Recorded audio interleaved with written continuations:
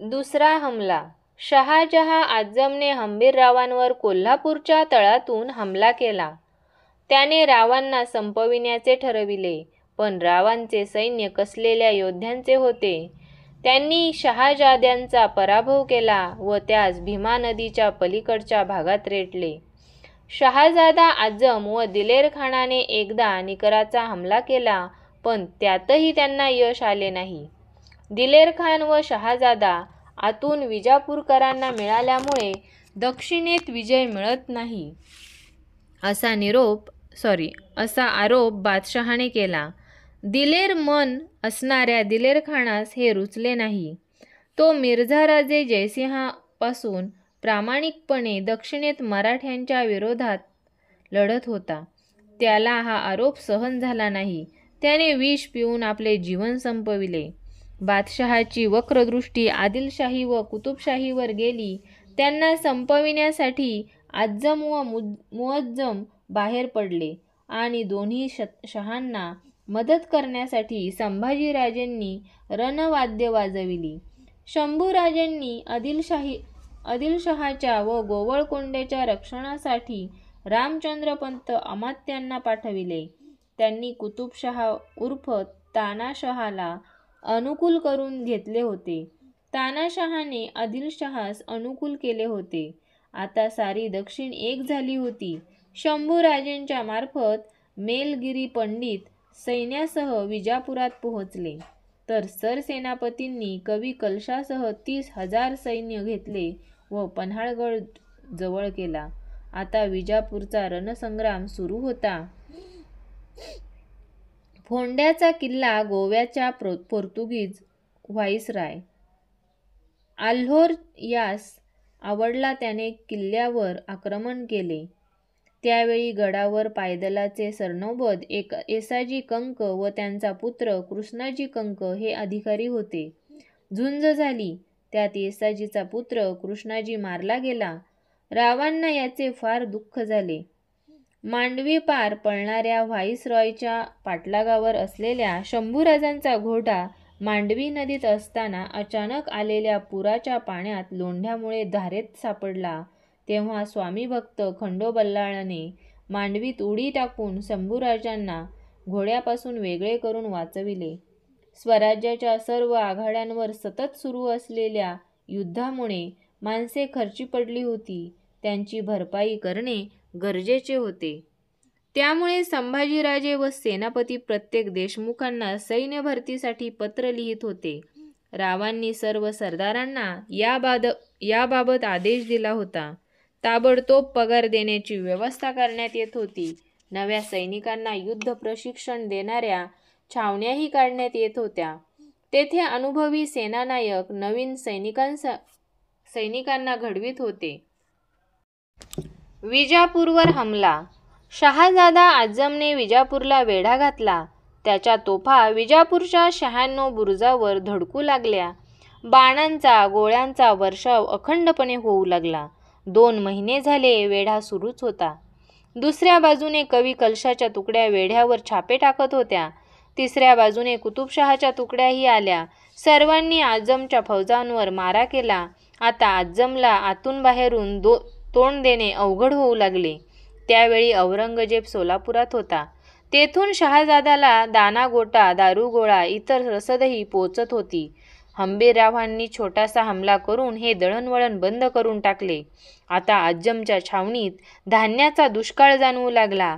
आता अन्नधान्याची टंचाई जास्तच जाणवू लागली. वेढ्याला 8 महिने उलटून गेले.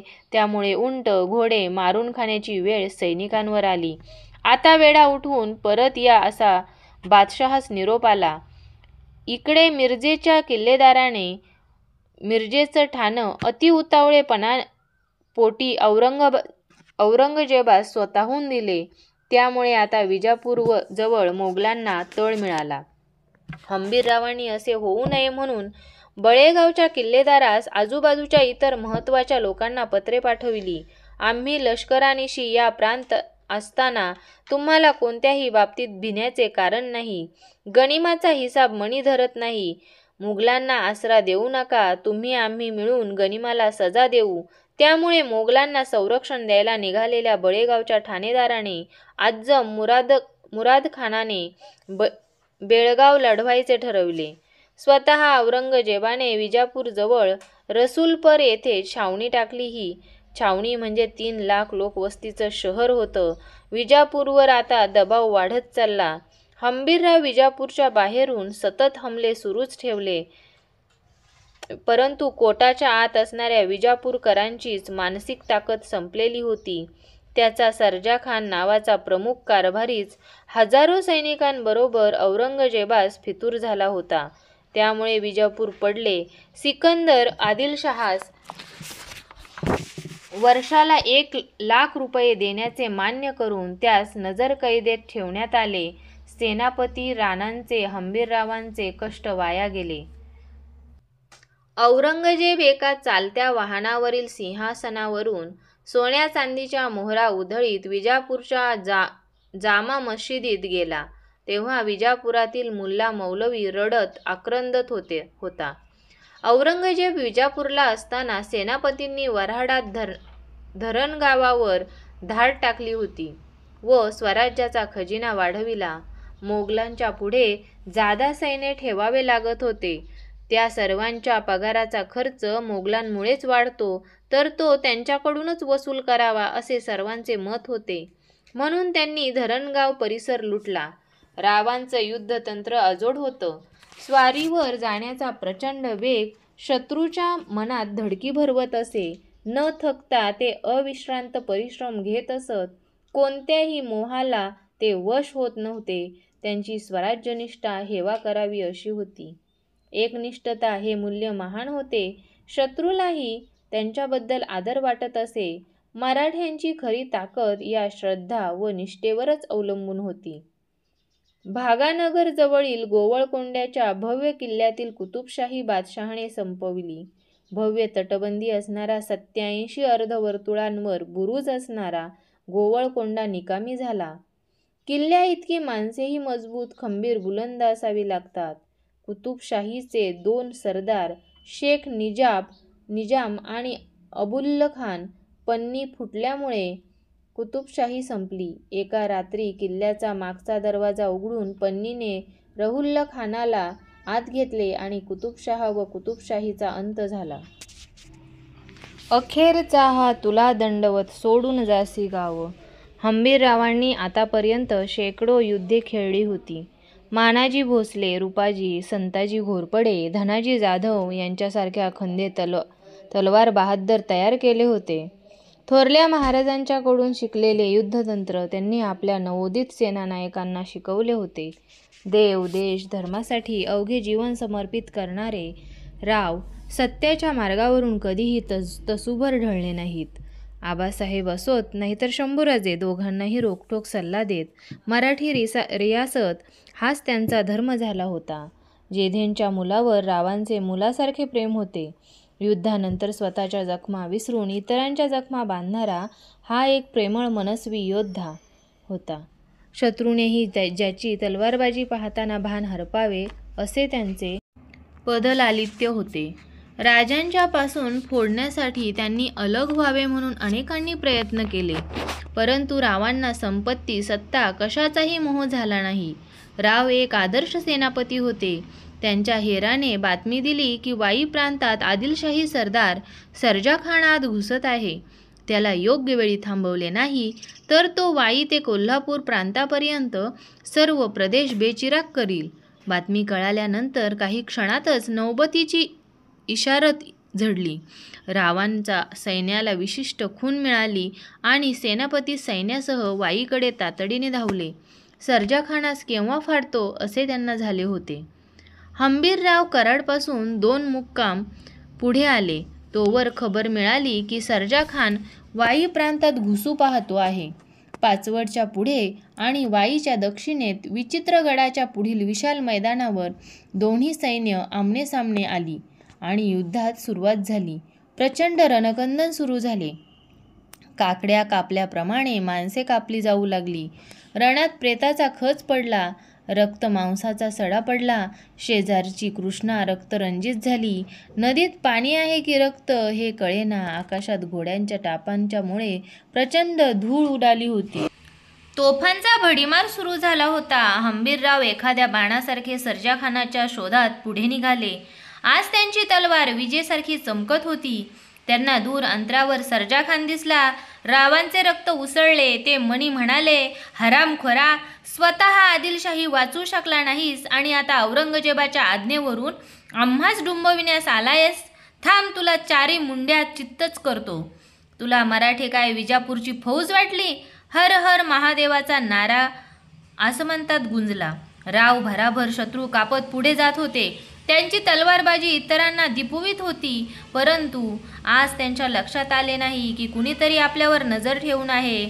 सदर वीराच्या लक्षात आले, हंबीरराव संपल्याशिवाय युद्धाचा रंग पलटणार नाही. त्याने तोफ डागणारास नजरेने इशारा दिला. धडामधूम असा आवाज करीत तोफाचा गोळा सुटला. तो थेट रावांच्या देहावरच येऊन फुटला. रावांच्या शरीराचे असंख्य तुकडे आसमंतात विखुरले. तलवारीच्या ठिकऱ्या झाल्या. सेनापती मराठ्यांचा सेनापती पडला. आज एक धगधगते यज्ञकुंड शांत झाले. साल होते ऑक्टोबर 1687. त्यात कर्तव्याच्या समिधा अर्पण झाल्या होत्या. मराठ्यांचा एक आधारस्तंभ निखळला होता. युद्ध घोषात सुरू होते. सेनापती पडला तरी मराठ्यांनी युद्ध जिंकले. वाईचे युद्ध जिंकले, पण मोहरा इरेला पडला. मोहरा गेला. सर्जाखान यापूर्वीच मराठ्यांची धास्ती खाऊन रण सोडून पळून गेला होता. धन्य धन्य त्या हंबीररावांची. राष्ट्रासाठी प्राण अर्पण करणाऱ्या रावांना अखेरचा मुजरा करण्याचे भानही तेथे कोणास नव्हते. मुजरा राव, अखेरचा मुजरा. धन्य झालात तुम्ही, अमर झालात तुम्ही. कर्नाटक दिग्विजय.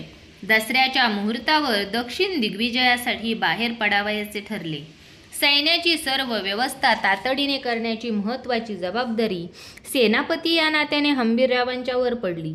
ते तातडीने कामास लागले. आनंदराव, सूर्याजी मालुसरे, सर्जेराव जेधे, मानाजी मोरे यांच्याबरोबर त्यांनी सल्लामसलत केली. धनणगाव आणि लसूरच्या मोगली तळावर हमला करून सेनापतींनी ती लूट स्वराज्यात आणली. यापूर्वीचा प्रसंग तर वाखाणण्यासारखा होता. कारण कुतुबशहा कोणासच जुमानीसा झाला. कारण कुतुबशहा व मीर जुमला हा संपूर्ण हिंदुस्थानातच नव्हे तर विदेशातही मान्यताप्राप्त धुरंधर राजकारणी झाला होता. त्याला त्याच्या सामर्थ्याचा प्रचंड गर्व झाला. त्याने सारी दक्षिण आपल्या कब्ज्यात घेण्यासाठी आक्रमण केले. तेव्हा शहाजीराजे त्याला भिडले आणि कुतुबशहाचा पराभव केला. अब्दुल हसन कुतुबशहा त्यास चंद्रगुप्तीच्या किल्ल्यात कोंडले. कुतुबशहा शहाजीराजांना शरण आला.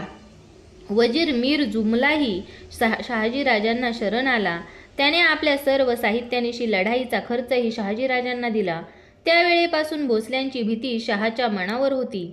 दक्षिण दिग्विजयात तो महाराजांना मदत करणार होता. याच काळात एकोजी राजे, मुख्य कारभारी रघुनाथ नारायण हनुमंते व बंधू जनार्दन नारायण हनुमंते हे शिवाजी राजांना येऊन मिळाले. सेनापतींच्या बरोबर आता पायदलाचे प्रमुख येसाजी कंक, सूर्याजी मालुसरे, बाजी सर्जेराव जेधे, मानाजी मोरे, आनंदराव, सोनाजी नाईक, बंकी, बाबाजी ढमढेरे, नागोजी जेधे, धनाजीराव जाधव, संताजी घोरपडे अशी जुनी मंडळी होती. समवेत मुसद्दी, कर्नाटक जानकर, रघुनाथ पंत, जनार्दन पंत, हनुमंते व बाळाजी आवटी चिटणीसही होते. शंभूराजे शृंगारपूर तर दत्ताजी पंत मंत्री कोल्हापूरमध्ये थांबणार होते. नेताजी पालकरांना सोबत घेण्यास आले होते. ग्रीक, शक, हून, पठाण, मुसलमान सर्वांनी हिंदुस्थानावर स्वार्थासाठी आक्रमण केले. परंतु स्वराज्य सेना देशासाठी, स्वराज्यास भक्कम करण्यासाठी बाहेर पडत होती. यावेळी बहादूर खान पेडगाव मुक्कामी होता. पाटलगावला मौनी बाबांचे दर्शन शिवाजी महाराजांनी घेतले. सोबत सेनापती होतेच. कृष्णा आणि तुंगभद्रेच्या दुआबातल्या प्रदेशात आदिलशाहीच्या अधिपत्याखाली कोपाळचं ठाणं होतं. सामाजिकदृष्ट्या ठाणं तर महत्त्वाचं होतंच, कारण त्यास दख्खनचा दरवाजा म्हणून ओळखले जाई. अबू रहीम मियाना या ठाण्यावर अबू रहीम मियाना आणि हुसेन खान मियाना या बंधूंची सत्ता होती. हे दोघेही गजनीच्या महमदासारखे धर्मांध होते. प्रजा सुखात असो अगर दुखात असो हे बंधू त्यांना त्रास देत. हिंदूंच्या घरावर चौकी पहारे बसून त्यांचा छळ केला जात असे. हंबीरराव शिवाजी महाराजांना आलेल्या मियांना बंधूंच्या त्रासाचे पत्र वाचत होते. खान फार खाष्ट आहे, त्याची नजर नेक नाही. जुलूम जाजती करणे, बायका पोरास उपद्रव देणे, गोवधादी निधम कर्म करेन असे कृत्य सुरू आहे. हा अविचारी याच्या हाताखाली आम्ही फार कंटाळलोय. याचकरिता तुम्ही यश घ्या, आम्हास या दुष्टांच्या हातून सोडवा. याचा संसर्ग आम्हास नको असे करा. तुम्ही म्हणाल आम्ही तुम्हास बोलून कोठे पाठविले, तर मधुकर अरण्यात स्वच्छे करून विहार करीतो. परंतु वायूच्या योगे सुगंध आला म्हणजे ते स्थान सोडून सुगंधाकडे जसा जातो, तसे तुम्ही हिंदू धर्माचे संस्थापक, त्या म्लेच्छांचे नाशक म्हणून तुम्हाकडे आलो. तुम्हाकडे आम्ही आलो हे ऐकून आमची द्वारी आज 3 दिवस चौकी बसविली आहे. अन्न पाण्या वाचून जीव घेण्यास उद्युक्त झाले आहेत. तरी तुम्ही पत्र पावताच दिवस करून यावे. पत्र संपले. हंबीरराव अस्वस्थ झाले. त्यानंतर महाराजांच्या बरोबर सल्लामसलत झाली व हंबीरराव कोप्पळच्या मोहिमेवर निघाले. कोप्पळचे रणमैदान. 5000 सैन्यासवे हंबीरराव तोरगल मार्गे धारवाड प्रांतात घुसले. नेहमीप्रमाणे लूट व वसुली करतच पुढचा मार्ग आक्रमावयाचा होता. स्वतःजवळ कमी सैन्य ठेवले, पण भागनगर मार्गे महाराज पुढे जाणार होते. त्यासाठी त्यांची सुरक्षितता लक्षात होती. त्यांच्यासोबत 20,000 सैन्य ठेवले होते. बाजी सर्जेराव जेधे, नागोजी सर्जेराव जेधे, धनाजी जाधव अशी तलवार बहादर माणसे सेनापतींच्या बरोबर होती. अब्दुल रहीम मियाना प्रशासनात कडक माणूस होता. त्याने तरुण मुले भरती केली व कडवे सैन्य बंधू हुसेन खानाकडे देऊन त्यास कोप्पळच्या किल्ल्यातून बाहेर पडून सरळ हंबीररावांवर हमला करावयास सांगितले. हत्तीवर स्वार होऊन हुसेन खान मोठ्या तोऱ्यात सेनापतीचा पराभव करण्यासाठी बाहेर पडला.